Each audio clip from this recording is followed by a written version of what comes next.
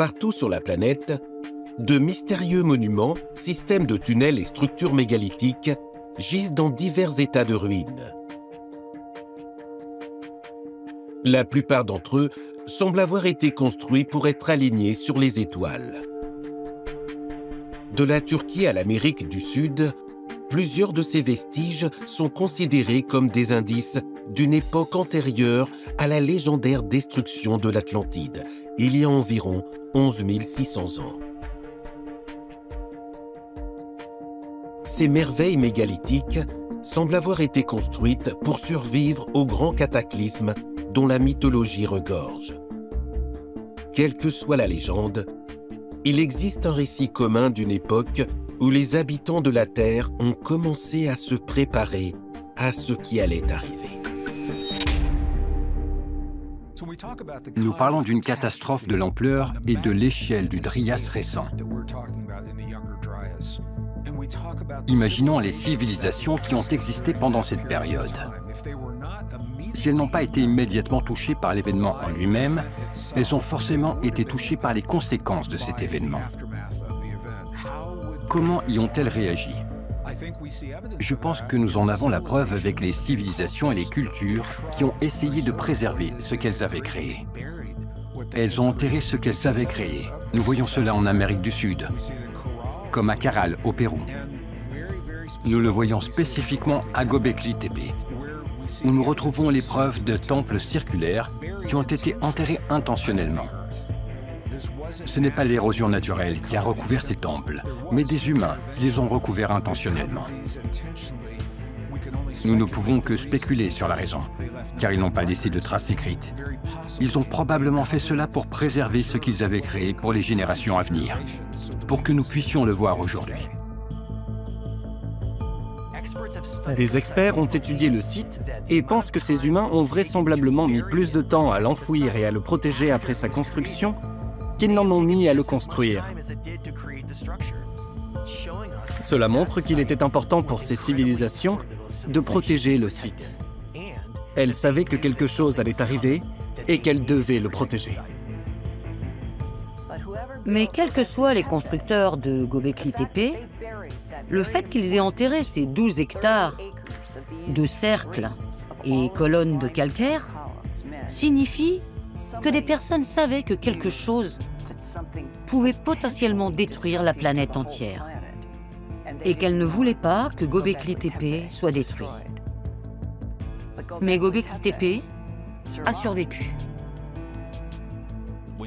Quand on regarde Göbekli Tepe et la première datation au carbone de l'enclos D, qui est le plus important, on peut se concentrer sur l'arche formée par le premier levé de la ceinture d'Orion, en 10 450 avant Jésus-Christ, qui est la même date de construction que l'Osérion et bien d'autres endroits dans le monde. Cette civilisation construisait déjà, et venait d'ailleurs, comme l'ont écrit les Égyptiens.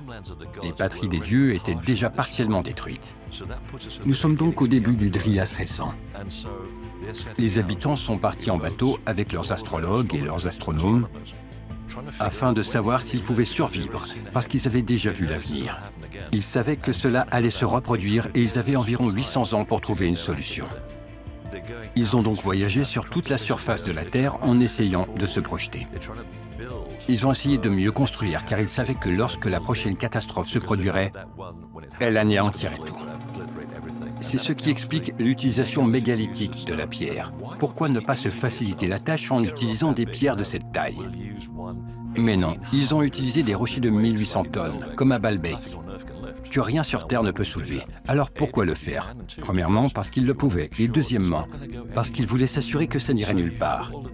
Si on regroupe toutes ces idées, il devient évident que cette civilisation construisait déjà pour prévenir et pour surmonter un futur cataclysme qui se produirait 800 ans plus tard.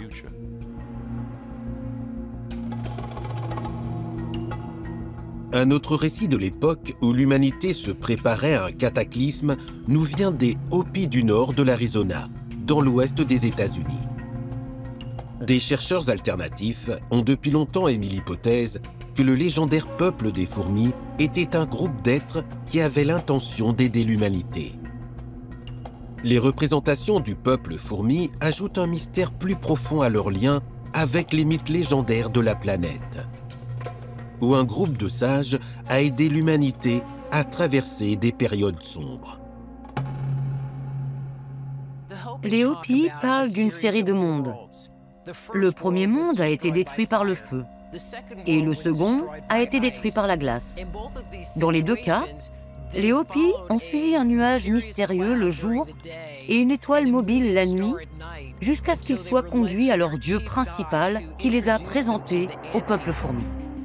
Le peuple des fourmis a emmené les Hopis dans des cavernes souterraines et leur a appris à cultiver des haricots et à survivre à ces cataclysmes.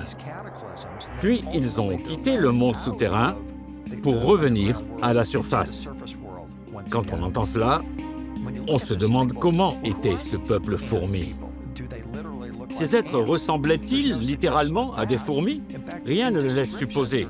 Dans les descriptions ou les représentations de l'art rupestre, on les voit plutôt comme de grands prêtres égyptiens. On se demande alors qui pouvaient bien être ces grands prêtres. Pouvaient-ils être les survivants atlantes qui ont enseigné aux Hopis comment entrer dans une période de stase ou survivre à ces cataclysmes? Sinon, qui était le peuple fourmi?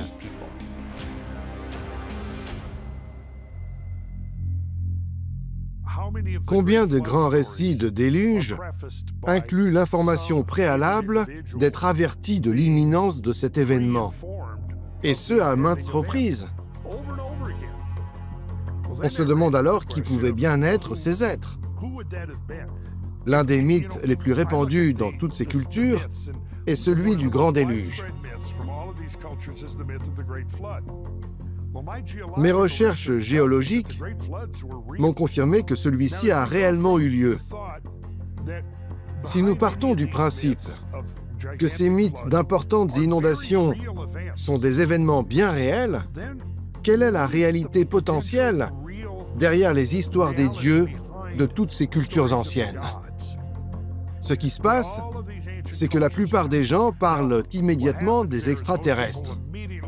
Je ne rejette pas l'existence des extraterrestres, mais au lieu de penser immédiatement à eux, considérons la possibilité qu'il y ait eu, dans les temps anciens, des cultures évoluant côte à côte qui étaient d'une part primitives et d'autre part très sophistiquées et avancées. Cette culture avancée savait que quelque chose était sur le point de se produire. Elle a donc essayé de diffuser ses connaissances et ses informations au plus grand nombre, en indiquant qu'il allait se passer quelque chose, comme une grande inondation, et qu'il fallait envisager de construire un bateau, peut-être à partir de roseaux, ou en allant sous terre avec le peuple des fourmis, ou quoi que ce soit d'autre. On retrouve ce thème à maintes reprises dans les histoires anciennes.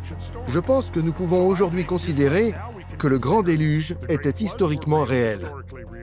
Alors, qui étaient ces dieux? C'était peut-être nous. Dans la mythologie, d'innombrables divinités sont dévouées au soleil. D'anciennes pratiques centrées sur les solstices et les équinoxes sont ancrées dans les cultures de toute la planète. Ce pourvoyeur de vie divin a été un œil omniscient tout au long de l'évolution de la Terre. Que se passe-t-il lorsque nous regardons plus profondément au cœur de notre système solaire pour comprendre l'augmentation des événements catastrophiques à la fin du Dryas récent? Je suis convaincu que le Dryas récent est associé à des explosions solaires.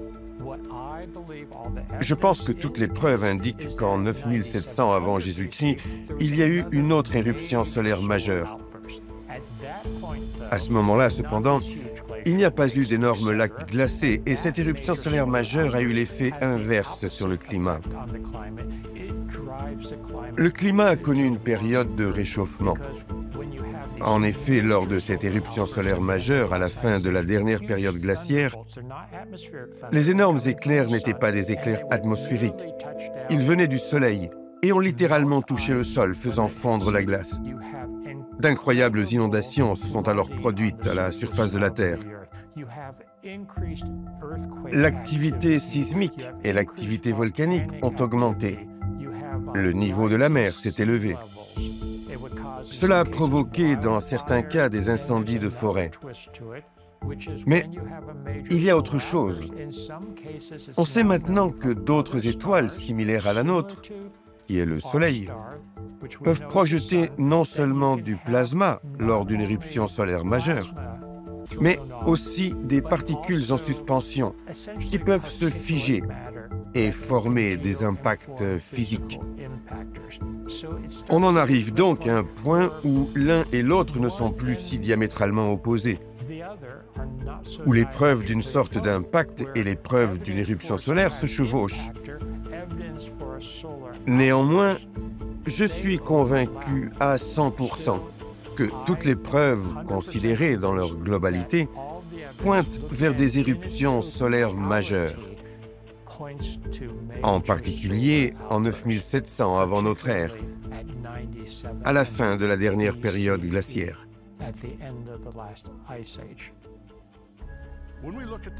Lorsqu'on observe la fonte de la grande calotte glaciaire, on constate certes une fonte du front glaciaire, mais aussi des épicentres de fonte à des centaines, voire des milliers de kilomètres du front. Imaginez la calotte glaciaire empiétant sur le nord des États-Unis. Nous savons maintenant que le nord des États-Unis est plus chaud que le Canada. Mais plus on se rapproche des pôles, plus la température devient froide. À l'apogée de la période glaciaire, la glace pouvait atteindre les 3 km d'épaisseur au centre du Canada, dans la baie d'Hudson, et atteignait l'océan Atlantique au-delà de la côte actuelle, mais aussi l'océan Pacifique, et s'étendait du nord des États-Unis au cercle polaire arctique. Cela représente une énorme quantité de glace à faire fondre. S'est-elle rétractée uniformément à partir des bords? Non. On pourrait aussi s'attendre à ce qu'elle se soit rétractée à un rythme plus rapide au sud qu'au nord. Mais ça n'a pas été le cas. C'est comme si la calotte glaciaire avait fondu uniformément. On peut aujourd'hui étudier sur des cartes ou même visiter certains des épicentres de fonte, où l'on peut voir des formes de relief qui correspondent à une énorme poussée radiale des eaux à partir de ces épicentres de fonte. Cela n'a pas vraiment de sens dans le cadre des modèles normaux de recul des glaciers. Il s'est passé quelque chose d'autre. Selon moi, l'explication la plus cohérente serait des impacts à très grande vitesse directement dans la calotte glaciaire. Pratiquement du jour au lendemain, les températures mondiales sont passées des conditions froides de l'ère glaciaire aux conditions chaudes actuelles. Lorsqu'on introduit une énorme quantité d'humidité dans l'atmosphère, celle-ci ne peut pas la retenir longtemps. Il faut qu'elle s'évacue et des pluies intenses se produisent. À la fin de la dernière période glaciaire, nous en avons eu la preuve géologique avec des inondations soudaines. Je suis donc convaincu qu'une grande partie de ces inondations n'est pas seulement due à l'élévation du niveau de la mer, mais aussi à des inondations en surface provoquées par des tempêtes de pluie et des orages intenses. C'était une période dramatique. Et cela rejoint mon travail sur le sphinx de Gizeh que j'ai commencé en 1990. L'une des premières choses que j'ai observées en tant que docteur en géologie et géophysique, c'est que l'altération et l'érosion du corps du sphinx et des murs de l'enceinte du sphinx ne sont pas dues au vent et au sable. Ce n'est pas ce à quoi on s'attend dans un désert, mais ce à quoi on s'attend à la suite de pluies assez importantes sur une période de temps considérable. Il s'agit de ce que j'appelle un profil de vallonnement, d'ondulation, d'altération et d'érosion. On peut voir des fissures verticales causées par le ruissellement de l'eau, qui s'est écoulée vers le bas et a trouvé des zones relativement faibles, puis les a creusées sous forme de fissures. En tant que géologue, on constate cela très clairement en observant les murs de l'enceinte du sphinx. On note un recul de la Terre plus vers le haut que vers le bas. On sait qu'il y a eu des inondations du Nil de façon constante, mais les couches plus tendres qui se trouvent vers la base sont beaucoup plus entaillées. La cause n'est donc pas les crues du Nil, mais bien les précipitations. Je pense que ces précipitations ont commencé à la fin de la dernière période glaciaire, vers 9700 avant notre ère, parce que nous savons qu'il y a eu des pluies et des ruissellements intenses à cette époque. Tout commence donc à s'emboîter.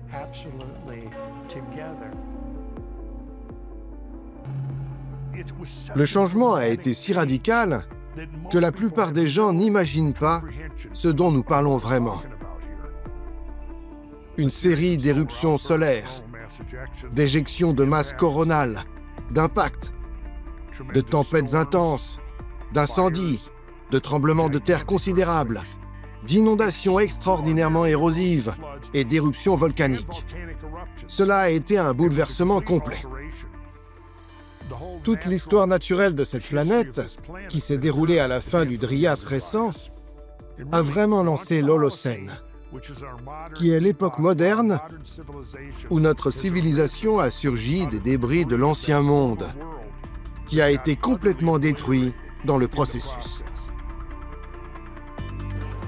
Les événements extrêmes qui ont marqué la période du Drias récent auraient-ils été assez puissants pour déplacer radicalement l'axe de la Terre? Selon la science dominante, l'inclinaison axiale actuelle de la Terre est d'environ 23,5 degrés.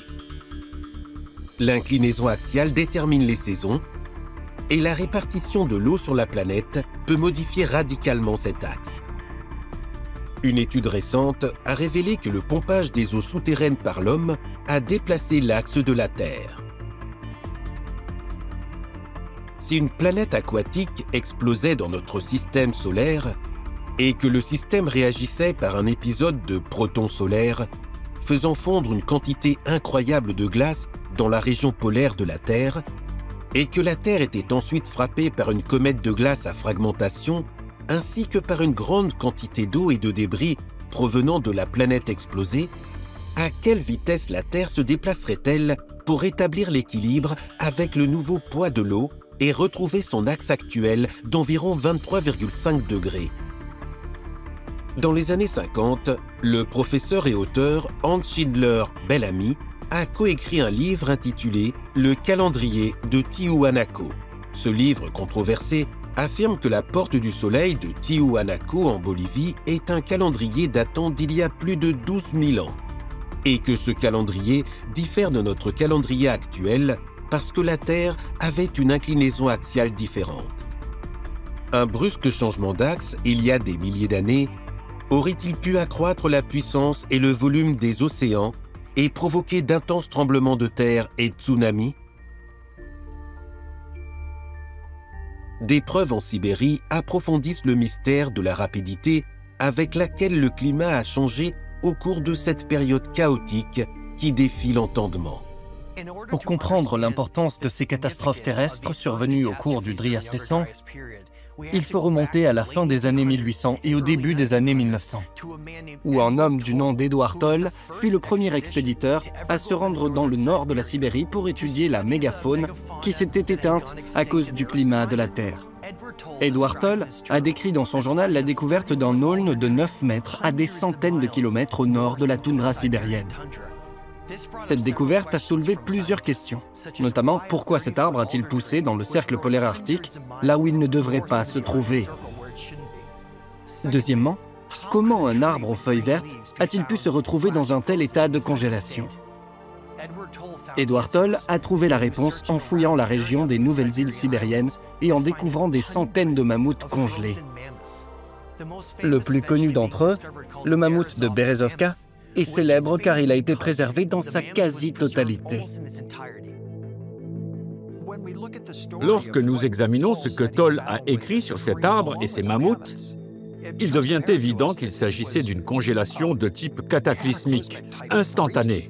Ce n'est pas quelque chose qui s'est produit sur une longue période de temps. Quand ils ont trouvé les mammouths, ils ont trouvé de l'herbe dans leur bouche, avec l'empreinte de la molaire encore sur l'herbe, indiquant qu'il s'agissait d'herbe fraîche et que cette congélation s'est produite littéralement en un éclair.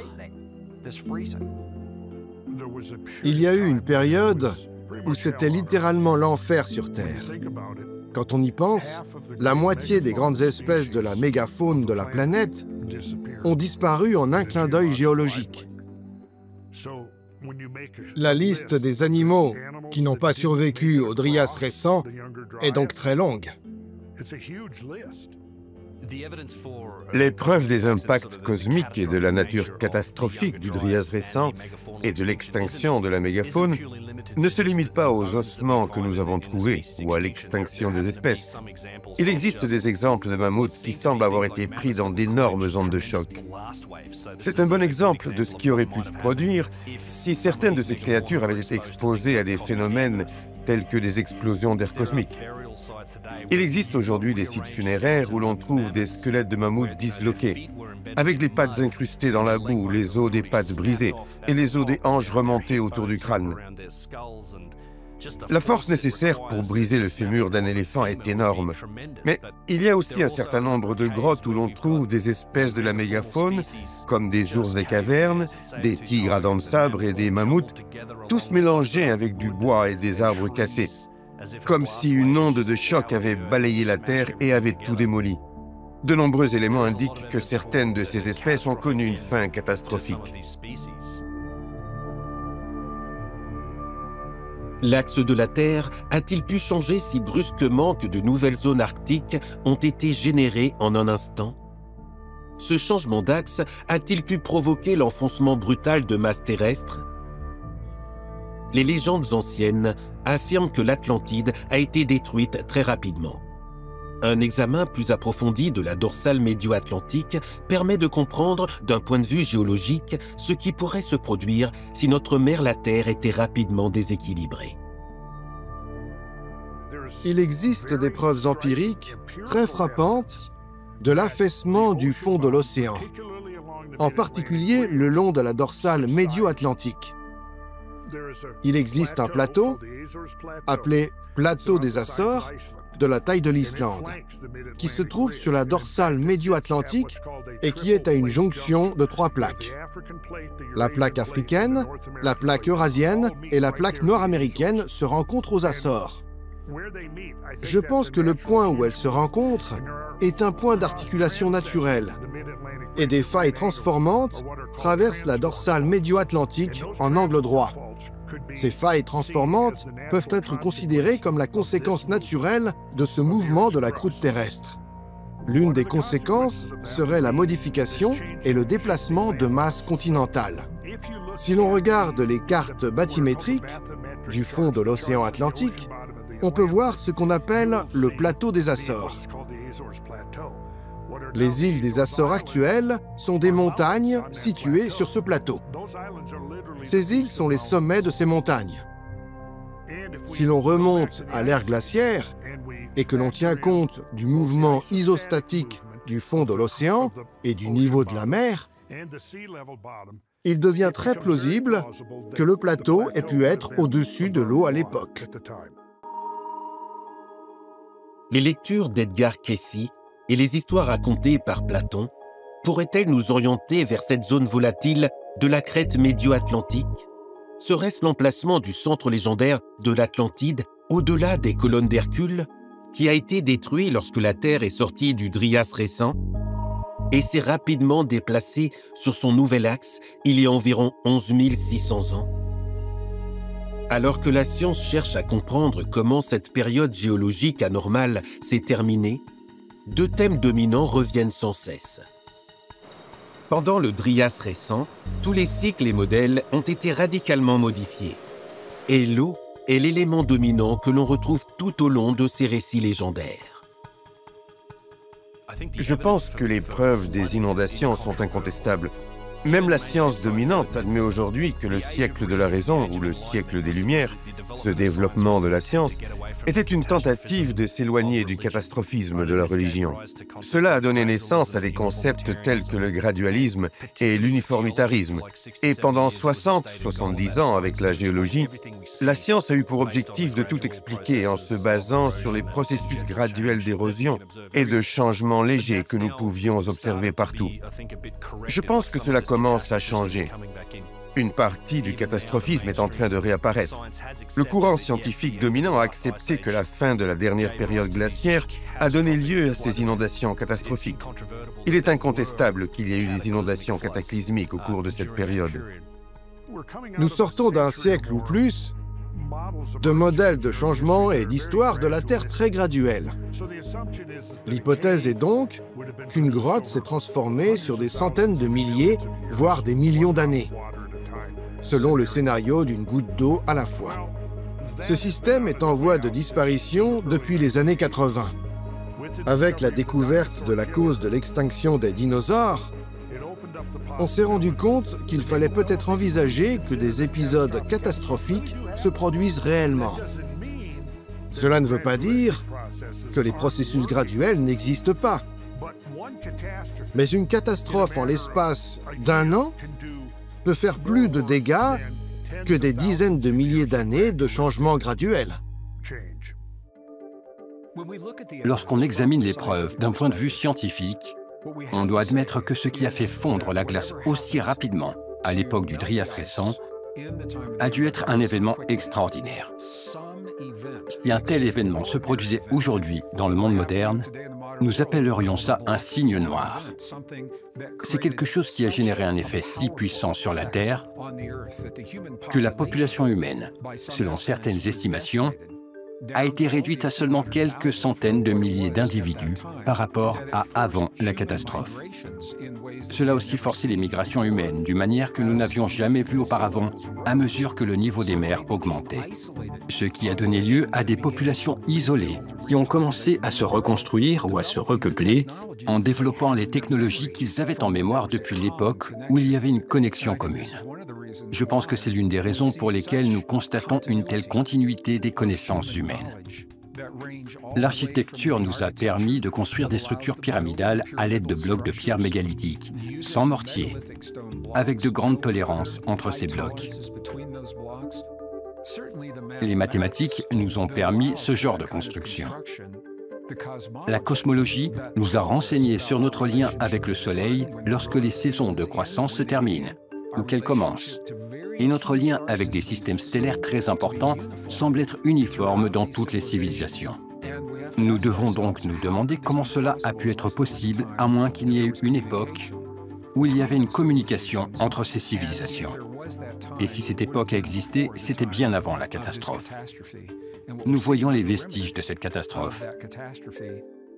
Et les civilisations se sont reconstruites pour devenir le monde que nous connaissons aujourd'hui. L'origine de nos mythes anciens les plus chers, qui résumaient la force et la bravoure de nos anciens ancêtres, est maintenant connue de la science, qui fournit un cadre temporel potentiel où l'humanité s'est élevée à l'apogée technologique et spirituelle et a défié les lois de la nature, avant qu'une séquence de catastrophes ne ravage cette planète. Il ne fait aucun doute que le monde précédent a failli disparaître avec le Dryas récent. Mais la question reste de savoir à quel point les incendies et les inondations ont changé la face de la planète et réorienté le cours de l'évolution humaine.